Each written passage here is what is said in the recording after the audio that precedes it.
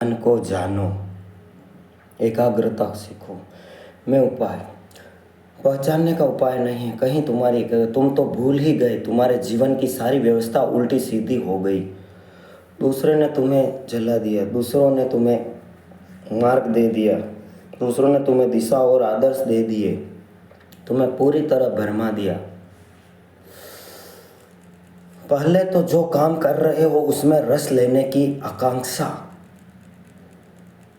जगाओ। जो काम कर रहे हो उसे इतने भाव से करो, इतनी मगनता से करो कि उसके अतिरिक्त ऊर्जा बचे ही ना। विघ्न बाधा डालने की एकाग्रता का और क्या अर्थ। एकाग्र कोई जबरदस्ती थोड़ी, एकाग्रता बड़ी स्वाभाविक घटना है।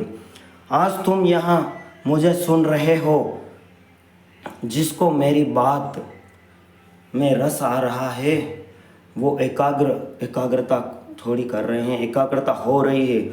उसे समझाने की कोशिश करो। तुम्हारे करने की थोड़ी बात है। तुम थोड़े से बैठे हो, मांसपेशियों को खींचकर आंखें मुझ पर गड़ा के चेष्टा कर रहे हो। एकाग्रता, ऐसी एकाग्रता करोगे तो तुम सुन ही ना पाओगे। मैं कह रहा हूँ एकाग्रता सहज है, तुम्हें रस आ रहा है। उसी रस के कारण तुम चले आए हो, उसी रस के कारण तुम रोज चलते आए हो और मुझे सुन रहे हो। वही रस तुम्हें लाता है। रस है तो एकाग्रता है, तो तुम रस को जगाओ, एकाग्रता की बात छोड़ दो। अगर रस जगे ही ना तो फिर समझो, फिर हिम्मत करो, साहस करो, बदलो उस व्यवस्था को जिसमें रस नहीं जागता। वो व्यवस्था तुम्हारे लिए नहीं है। दरिद्र हो जाना बेहतर है समृद्ध होने की बजाय। सड़क का भिखारी हो जाना बेहतर है सम्राट होने की बजाय। अगर रस ना आ रहा हो तो, और रस आ जाए, क्योंकि रस ही सम्राट बनाता है। तो कभी कभी तुम किसी भिखारी के चेहरे पर आभा देखोगे जो सम्राटों के चेहरों पर नहीं दिखती। रस विमुक्त है, वो अपने काम में लीन है। रस शायर ने अपनी आत्मकथा में लिखा है कि एक भिखारी आया 5 बजे सुबह दरवाज़ा खटखटाते हुए। वो बड़ा नाखुश हुआ। 5 बजे सुबह नींद से भरे उसको उठाया, बड़ा जल्लाता हुआ बाहर आया। ऐसे ही देना पसंद करता था, दान उसका रस था। लेकिन यह कोई वक्त है? उस भिखारी को कहा, सुनो जी, यह कोई समय है? भिखारी ने कहा, आप भी सुने। आप बैंकिंग का धंधा करते हो, मैं कोई सलाह देता हूँ?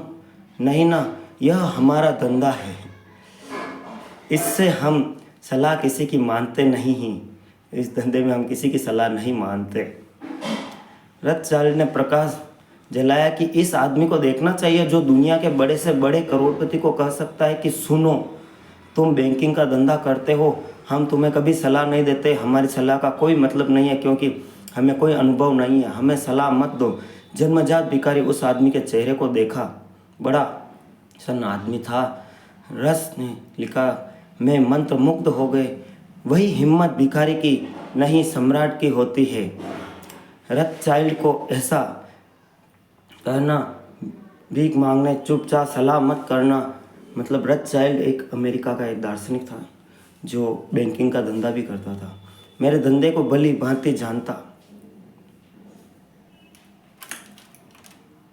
रथ ने खूब दिया उसको दान और कहा, मैं खुश हुआ इस बात से कि कोई आदमी अपने भिखमंगेपन को भी इतनी प्रतिष्ठा रखता है।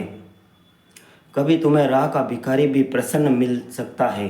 प्रसन्नता का कोई संबंध इससे नहीं कि तुम्हारे पास क्या है।